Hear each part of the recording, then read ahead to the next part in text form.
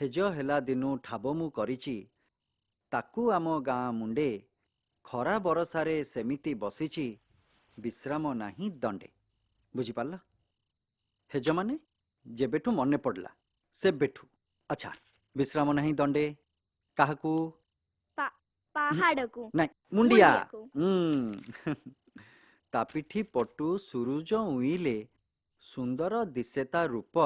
ତା ପିଠି ପଟୁ ମାନେ ତା ପଛପଟୁ। ପଛପଟୁ।